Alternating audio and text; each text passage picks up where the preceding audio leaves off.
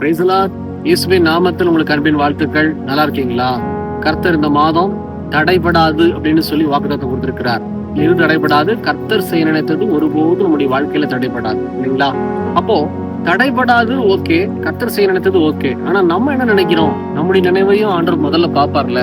அதுல பாருங்க, யோபு 42 அதிகாரத்துல அதே 2 வசனம் முதல் வரியை இன்னைக்கு நம்ம பார்க்க போகிறோம். தேவரீர் சகலத்தையும் செய்ய வல்லவர். அழகான வசனம்.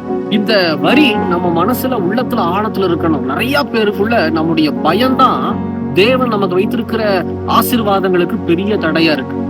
நம்ம பயத்தை முதல்ல தூக்கி போடணும், கலக்கத்தை முதல்ல தூக்கி போடணும். அதுக்கு தேவை இயேசு யாருங்கிறத நீங்க முதல்ல தெரிஞ்சுக்கணும். முதல்ல இயேசு கிறிஸ்து யாருன்னே தெரியாம நிறைய கிறிஸ்தவங்களுடைய ஜெபத்தை பாத்தீங்கன்னா, ஆண்டவரே என் வயிற்று வலி, ஆண்டவரே அப்பா எனக்கு கை வலியா இருக்குது, எனக்கு கால் வலியா இருக்குது, முட்டி வலியா இருக்குது ஆண்டவரேன்னு சொல்லி சின்ன சின்ன காரியத்துக்கு கூட பெருசா நம்ம பார்க்கிறோம். தயவு செய்து தேவன் வல்லமையுள்ளவர்னு சொல்லி நீங்க பார்க்கணும். வேதம் சொல்லுகிறது பாருங்க, மறுபடியும் வாசிக்கிறோம் பாருங்க. தேவரீர் சகலத்தையும் செய்ய வல்லவர். சகலத்தையும். இன்னைக்கு இந்த செய்தி கேட்கறதா சகோதரனே, சகோதரியே, உங்க வாழ்க்கையில நீங்க எந்த ஸ்டேஜ்ல நீங்க இந்த வார்த்தையை கேட்டிருக்கீங்க எனக்கு தெரியாது. ஒருவேளை முடிஞ்சு போன ஸ்டேஜ்ல நீங்க கூட எல்லாம் முடிஞ்சிருச்சு, என்னுடைய வியாபாரத்துல எல்லாமே அழிவாயிடுச்சு, என்னுடைய வேலையில நான் எல்லாத்தையும் இழந்துட்டேன், என்னுடைய சமாதானத்தை இழந்துட்டேன், குடும்பத்தினுடைய ஆசீர்வாதத்தை நான் இழந்துட்டேன், வியாதியின் படுக்க முத்தி போச்சுன்னு நீங்க சொல்றீங்களா? ஆனா ஒன்னே ஒண்ணு, உங்களுக்காக தான் இந்த இயேசு சொல்றாரு, தேவன் உங்களுக்கு சகலத்தை செய்ய வல்லமை உள்ளவராய் இருக்கிறார். அவர் வல்லமை நிறைந்த தெய்வம். மனுஷரால் கூடாதவைகள் தேவனாலே கூடும். இன்னைக்கு நீங்களும் நானும் உட்கார்ந்து இருக்கிறோம் இல்ல? என்னை உருவாக்கினது ஒரு தாய், இல்லையா? ஆனா அந்த தாயின் வயிற்றில உருவாக்கினது யாரு? நமக்கு மேல ஒருத்தர் இருக்காருல்ல, அவர் பெயர் தான் இயேசு கிறிஸ்து, வேற யாரும் அல்ல, நசரேயனாக இயேசு கிறிஸ்து. இந்த இயேசு கிறிஸ்துவின் நாமத்தை கொண்டு நீங்க முதல்ல உணரணும், இந்த இயேசு வல்லமையுள்ளவர். இந்த இயேசு எனக்காக இந்த உலகத்துக்கு வந்தார். இந்த இயேசு எனக்காக அடிக்கப்பட்டார், ஒடுக்கப்பட்டார், சிலுவையில ரத்தம் சிந்தினார். இன்னைக்கு இந்த இயேசு கிறிஸ்து எனக்காக இந்த உலகத்துல உயிரோடு கூட இருக்கிறாருன்னு சொல்லி நீங்க உள்ளத்தின் ஆழத்துல உணர்ந்தீங்கன்னா, நீங்க சொல்லுவீங்க, தேவன் வல்லமையுள்ளவர், இயேசு வல்லமையுள்ளவர், என் வாழ்வை மாற்ற அவர் வல்லமையுள்ளவர். முதல்ல அந்த நினைவுக்கு நீங்க வந்தீங்கன்னா தான் கர்த்தரால உங்களை ஆசீர்வதிக்க முடியும், தடையை நீக்க முடியும். இன்னைக்கு கர்த்தருடைய கையை நம்ம நினைவு குறுகி போகும்படி வைத்திருக்கிறது. நம்முடைய வாழ்க்கையில ஆசீர்வாதங்கள் தடைக்கும் தாமதத்துக்கும் காரணம் வேற யாரும் இல்ல, நம்முடைய நினைவு. ஜெபம் பண்றது, ஆண்டவரே என்ன ஆசீர்வதிங்க, பலப்படுத்துங்க. அடுத்த செகண்ட வாயில சொல்லிடுறது, கொடுத்தாலும் சரி கொடுக்காட்டி சரி ஆண்டவரே. என்ன அர்த்தத்துல நம்ம ஜெபிக்கிறோம்? அதாவது தேவ சமூகத்துல நம்ம எதை கேட்கிறோமோ அதை ஸ்ட்ராங்கா கேட்கணும். முதல்ல ஸ்ட்ராங்கா நீங்க பிலீவ் பண்ணணும், நம்பணும். என் தேவன் சகலத்தையும் செய்ய வல்லமை உள்ளவர். பாருங்க, தானியேல் எழுதின நிருபத்துல 3 அதிகாரத்தை திருப்பி கொள்ளலாம். 3 அதிகாரம் 17 வசனத்தை வாசிக்கிற பைபிள்ல கவனிச்சு பாருங்க. அந்த சாத்ராக், மேஷாக், ஆபேத்நேகோ 3 வாலிபர்கள் என்ன வாய் திறந்து சொல்றாங்க பாருங்க. அத்தனை பேர் முன்னாடி, நாங்கள் ஆராதிக்கிற எங்கள் தேவன் எங்களை தப்புவிக்க வல்லவராயிருக்கிறார். அருமையான வசனம். அதாவது நேபுகாத்நேசர் அப்படின்ற ஒரு ராஜா ஒரு பெரிய சிலைய செய்து அந்த சிலையை தான் வணங்கணும்னு சொல்றாங்க. அந்த சிலையை நாங்க வணங்க முடியாதுன்னு சொல்லி இந்த 3 வாலிப பசங்க புறக்கணிச்சிட்டாங்க.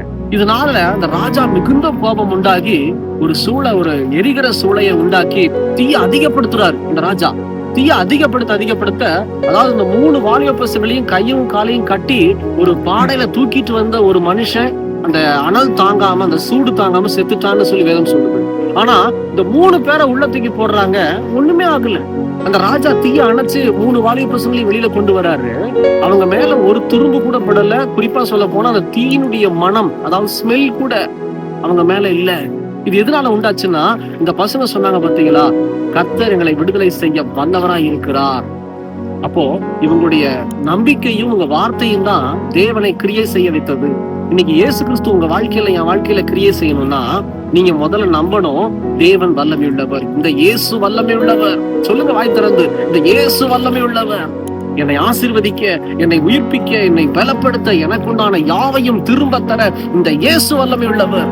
சொல்லி பாருங்க, உள்ளத்தின் ஆழத்திலிருந்து நம்பி பாருங்க, இயேசு உங்களுக்காக யாவையும் செய்து முடிப்பார். அப்பதான் உங்க வாழ்க்கையில தடை வராது. ஜெபிக்கலாமா? கண்களை மூடி. எங்களை நேசிக்கிற நல்ல ஆண்டவரே, இந்த வேலைக்காக ஸ்தோத்திரம். தகப்பனே, இன்னைக்கு இதோ நீர் செய்ய நினைத்தது ஒருபோதும் தடைபடாது. ஆனா தகப்பனே, இதோ நாங்க விசுவாசிக்கிறோம், அந்த நாளில கற்றுக்கொண்ட ஒரு காரியம், நீர் சகலத்தையும் செய்ய வல்லமை உள்ளவர். நீர் எங்களுடைய வாழ்வில சகலத்தையும் செய்ய வல்லமை உள்ளவர். மரணத்தை ஜெயித்த அந்த இயேசு எங்களோடு கூட இருக்கிறேன். உம்மால ஆகாத காரியம் ஒன்றுமே இல்லப்பா. சாத்ராக் மேஷாக் ஆபேத்நேகோ நீர் வல்லமையுள்ளவர் என்று சொல்லி நம்பினபடியினால் என் தேவன் கூட இருந்து விடுதலை செய்து அவர்களை ஆசீர்வதித்து உயர்த்தினீர். அப்படியாகவே இந்த நாளிலும் யாரெல்லாம் ஆண்டவரே உள்ளத்தின் ஆழத்துல இதோ நீர் வல்லமையுள்ளவர், எங்களுக்காக மரித்தீர், அடக்கம் பண்ணப்பட்டு உயிரோடு கூட இருக்கு என்பதை விசுவாசிக்கிறார்களோ அவர்களுடைய நினைவை என் தேவன் அங்கீகரித்து ஆண்டவரே அவங்க விசுவாசத்தை அங்கீகரித்து கர்த்தர் நீங்க செயலத்தில் தடைபடாது என்பதை வெளிப்படுத்துவீராக. அப்படி செய்கிற அன்பிற்காய் கொடாகொடி ஸ்தோத்திரம் ஸ்தோத்திரம். இயேசுவின் நாமத்தில் பிதாவே, ஆமேன் ஆமேன். தொடர்ச்சியா ஜெபம் பண்ணுங்க, எங்களுக்காக ஜெபித்துக் கொள்ளுங்கள். கர்த்தர் உங்களை ஆசீர்வதிப்பாராக. God bless you.